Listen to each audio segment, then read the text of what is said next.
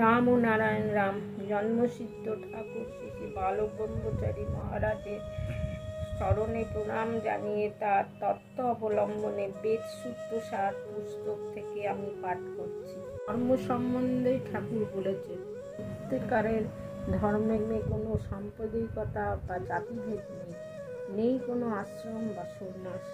বিশ্ব প্রকৃতি হলো ভিত্তি আর জ্ঞান হলো দণ্ড। সেই ভিত্তি ও দণ্ডের উপরে দাঁড়িয়ে রয়েছে ধর্ম। ধর্মের উদ্দেশ্য হলো নিজে মুক্ত হও, অপরকে মুক্ত করো। এর জন্যে সর্বাগ্রে সমাজকে দুর্নীতি থেকে মুক্ত করতে হবে।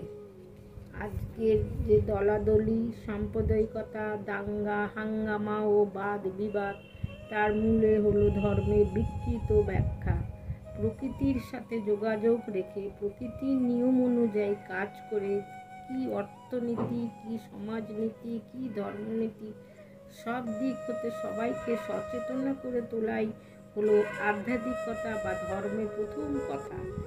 যে যার প্রিন্সিপালে স্ট্রিক্ট করাই ধর্ম। কিন্তু এই সংসারের সমাজে যতটুকু পরিচয় পেয়েছি তাতে নিজেদের প্রিন্সিপাল বা তারা নিজের আস্থাহীনতার পরিচয় দিয়ে যাচ্ছে। ধর্ম কি? এটা একটা নামকরণ। এর অর্থ হলো প্রত্যেকটি বিষয়বস্তু সম্বন্ধে অবগত হও ও অবগত হওয়ার প্রচেষ্টা করো। ধারণা করবে বস্তুর উপর নির্ভর করেই করবে। ধর্মের প্রথম ধারাই হলো পূর্বাভাস।